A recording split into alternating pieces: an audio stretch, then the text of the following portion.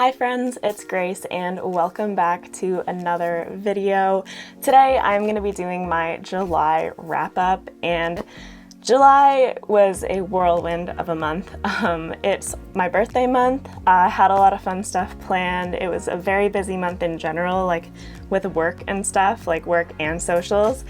And I did manage to get a lot of reading done, but it is a little bit deceiving, like the number of things that I finished. Because while I did finish 9 things in the month of July, and I'm very happy with that number, 2 of them were at least half finished already at the start of the month, so I just finished them in July.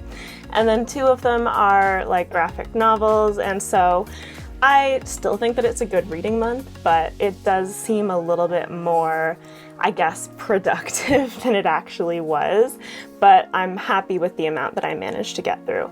And I will mention right off the top that my July patron pick from Mallory, the book Canada by Richard Ford, I didn't quite manage to finish that in July. I have finished it now. I'm filming this in early August, but that will be incorporated in my August wrap-up, and then of course, like, my patrons will get the vlog that goes along with that book. So with that said, like I mentioned, I did finish 9 things in the month of July, and in terms of format, there were 2 audiobooks and 7 physical books. So that's fine with me. Like, I'm really happy that I got to listen to 2 audiobooks, and I didn't read an ebook this month technically, but I did use the library app to like supplement some of my reading.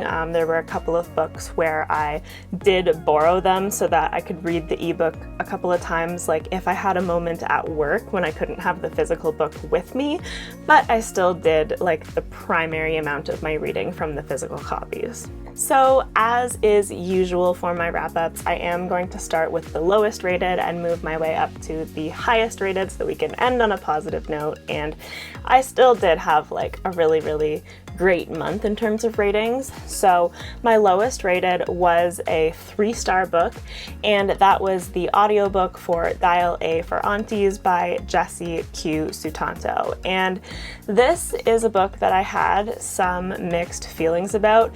Generally, I liked it. Like the 3 stars kind of just indicates that I thought it was fun. I had a good time with it. This is an interesting one because it's like, you know, that a murder happens from the very beginning of the book, and then you're kind of waiting to see like where the story takes us. Like, there's no mystery about who did it. It's kind of just a mystery about like how it will unfold, and the book is very much a combination of like a murder and the ensuing events that unfold and like a comedy romance. So it really is an interesting combination, and it reminds me of Crazy Rich Asians a little bit because you are exploring like the family dynamics of Asian families in a like dramatized way, I will say. And I think that like Jessie Q. Sutanto did a great job of like representing what the families are like. So it's not as though she's like satirizing it, but she definitely is like dramatizing it for the comedy and leaning into that aspect, which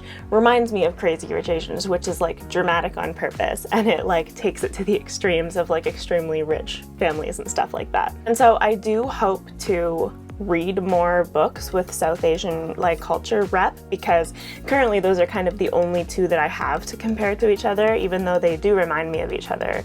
They also remind me of each other just because I don't have a lot of experience with books like that.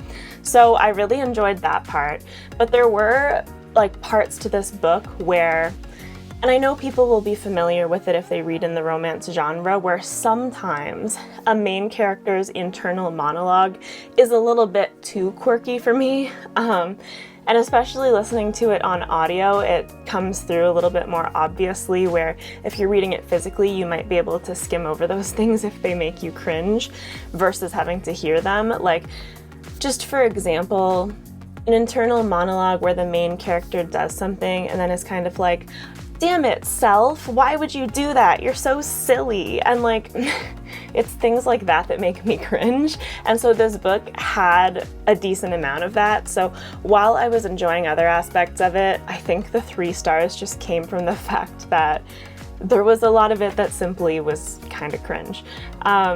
So overall, I thought the book was fun. That's my long-winded way of saying that I had fun with it, even though there were things that I didn't like about it. Next up, I have a 3.5 star rated book, and this is very different in terms of like tone and not being like lighthearted and funny. And that is Mrs. Death by Selena Godin. This was a really hard book for me to like evaluate and rate because I've never really read something like this before. It's quite experimental and weird, and parts of it really worked for me, and then other parts of it just didn't, I guess. Like, I connected with some parts, didn't connect at all with others.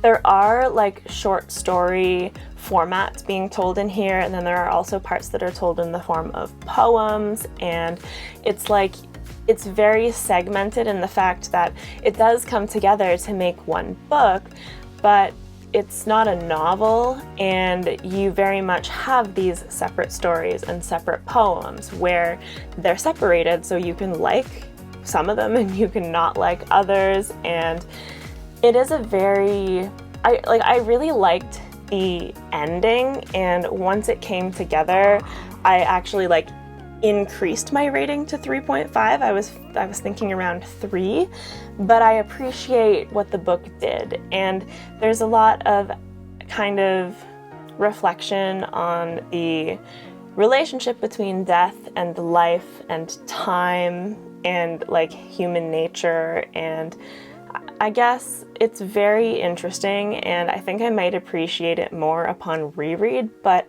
I don't know if I could bring myself to reread those parts that I didn't like, so we'll see. But this is a very imaginative and honestly dark book.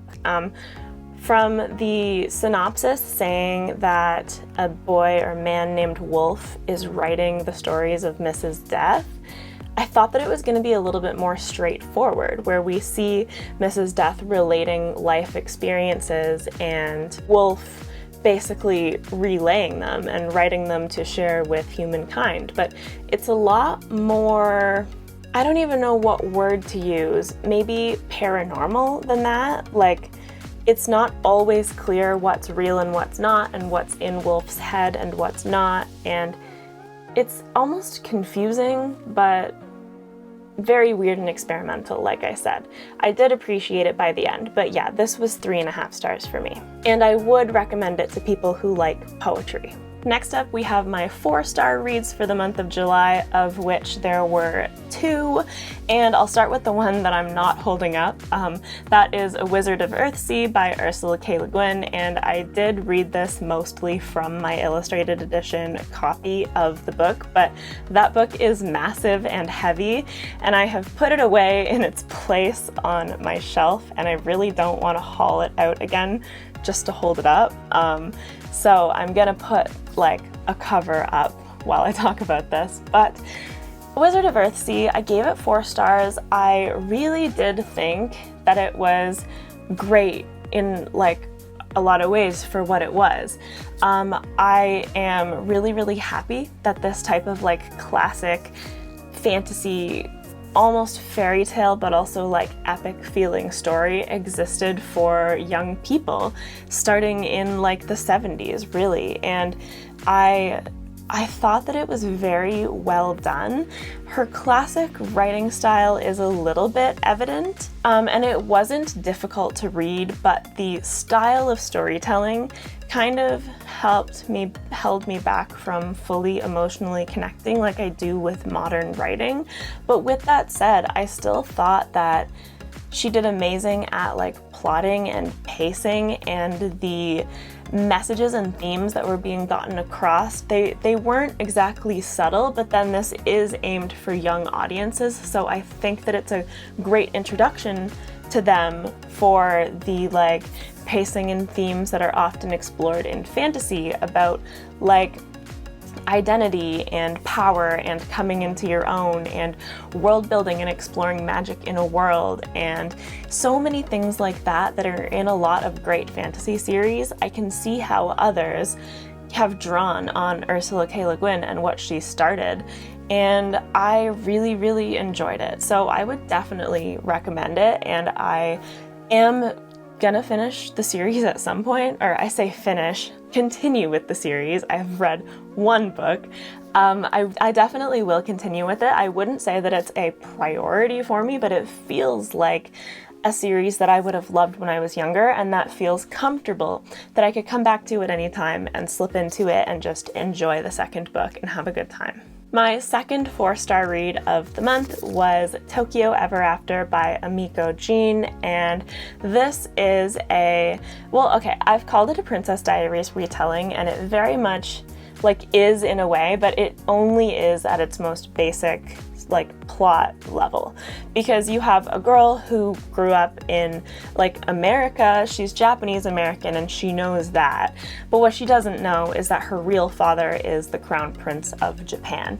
So it very much has those vibes on a plot level, and I do love that trope, and it did I enjoyed what was being done with this story on a trope level, but this book is also a lot more about a modern look at identity and forging your own path, because our main character struggles a lot with the idea that she is not American enough, but then when she visits Japan, she is also not Japanese enough. For example, her name is Izumi, and she has shortened it to Izzy on occasions in the States when she feels like people can't pronounce her name properly. And then when she goes to Japan, she doesn't know the customs, she doesn't know the histories, the proper ways to act in certain ways, and there's a lot about coming into her own and learning that she can be both, and she can learn about her family's history and claim an identity for herself. And there's also a romance in here which I thought was adorable and I really enjoyed, and there's just a lot to love about this book. I didn't think that it was super deep, even though I enjoyed the themes that it was exploring. I thought that the plot was nothing groundbreaking, but I just had a good time. It was well thought out and well paced and easy to read and fun. So this is a series. I don't know whether it's a duology or longer, but I think that this can stand alone. I feel perfectly happy with where this ended, and I will likely read the other book at some point in the future, but that's not a priority for me, just because this would be a light, fun read to come back to for this series. Kind of similar to how I feel about Wizard of Earthsea, but I am more inclined to lean towards something fantasy than I am something non-fantasy. But if I'm looking for another cute romance and a fun main character, a strong female main character, I would definitely recommend this, and I would definitely come back to it, because yeah, I did give it 4 stars and I really enjoyed it. So next up are my 4.5 star reads for the month of July, and there are also 2 of those. The first of which is an audiobook, and that is In My Dreams I Hold a Knife by Ashley Winstead. And this is it's a thriller. It is very much a story about insecure, messy characters who are not necessarily likable, but they don't have to be. So for me, they were believable, and that's what's important. So In My Dreams I Hold a Knife is about a group of friends that were in college together, and near the very end of their undergraduate experiences, one of them is murdered. And one of them is initially believed to have done it, and now we are 10 years in the future where the case is not cold, because the person who was originally thought to have done it, the girl's boyfriend, probably isn't the person who actually murdered her. And when all of these friends go to a reunion at their university, there is someone who won't leave them alone. Okay, my mom came in, so I can't remember what sentence I was in the middle of, but the gist of the book is basically that we are uncovering the secrets of all of these main characters and trying to figure out, because they're all holding secrets from so long ago, that we don't know who actually killed the friend. And I really, really liked it. I thought that the mystery was really well done. I liked the way that it was unraveling and we were finding out everyone's secrets and like how all of these people are pretty messed up. But the thing is, sometimes in thrillers, when people are like harboring dark secrets, I simply don't believe them. But a lot of these things that we're talking about in this book happened in college, and all of these people were like, they weren't terrible people, but they kind of did some terrible things, and they were immature and insecure and like petty and vindictive. And the thing is, with the dynamic at university that was being presented and the groups that they were a part of, I believed it, which was what was important for me, and I liked watching the drama unfold. And I did manage to predict like slightly before the reveal what the reveal was, but it wasn't in a bad way. It was in a satisfying way where I felt like I had picked up the clues that had been laid down to this point, and I really liked the reveal, and I was happy that I was right, and there was a lot to like about it. I was very, very pleasantly surprised because I was interested in the book, obviously, because I wanted to listen to it, but I didn't necessarily have like high expectations. I think I just kind of had medium expectations of thinking it was going to be a fun thriller, and then I really ended up loving it. My next 4.5-star read of the month was The Fifth Elephant by Terry Pratchett, which is the 5th book in the City Watch Discworld series. And Jingo, the 4th book, was not my favorite by far in comparison to the first 3. It was still all right, but I ended up like being a little disappointed, and going into this one, I wasn't sure how it would compare, and it was like Terry Pratchett was back.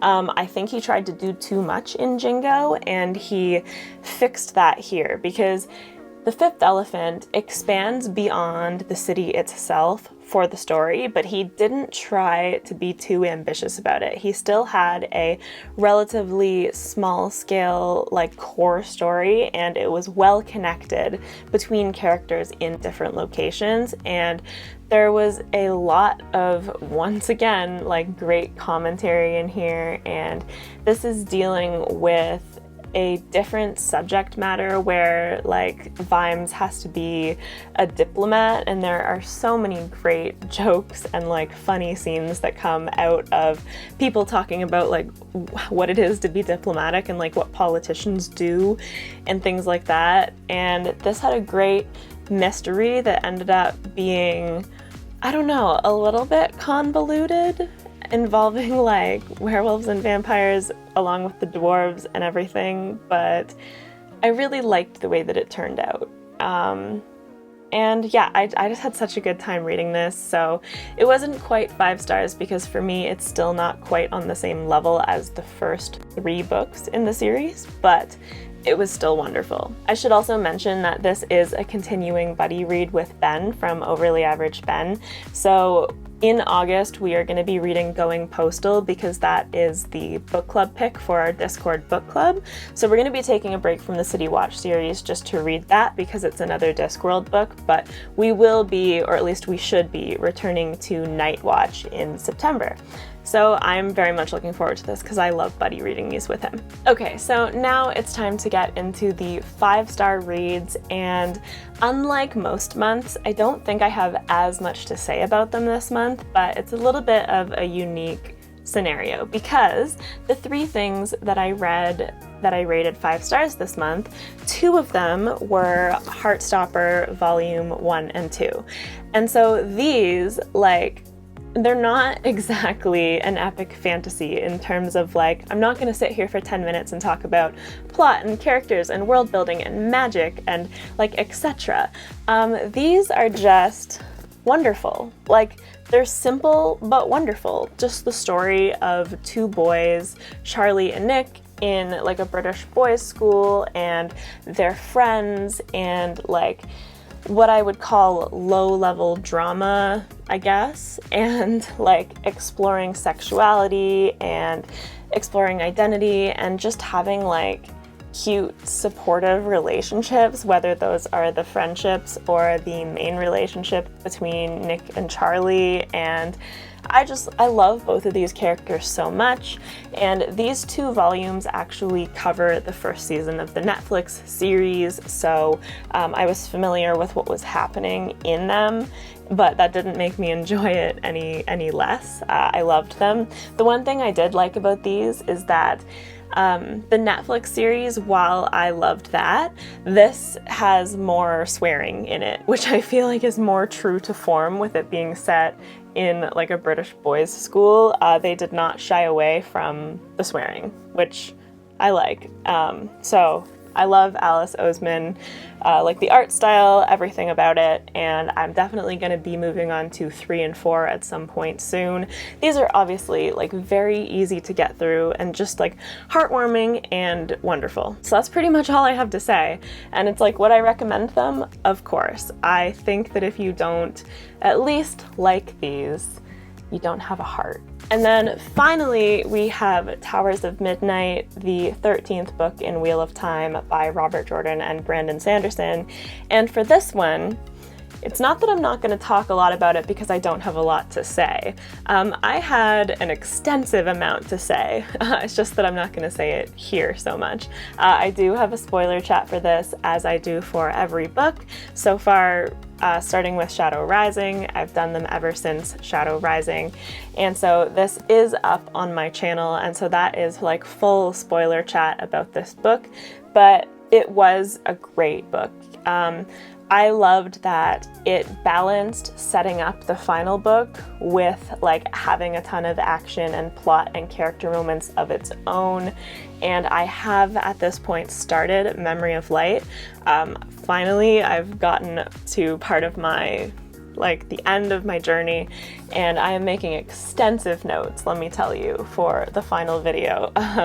But yeah, Towers of Midnight was fantastic, and I did love it, and obviously can't say too much here, like spoiler free, with it being the 13th in a series, but again, I will point you towards my spoiler chat if you have read it and you want to hear about my in-depth thoughts. So that is it for my July reads. That is everything that I read, or at least everything that I finished in the past month, and I think that it was a great reading month. I really enjoyed a lot of what I was reading, and yeah, I'm very happy with it.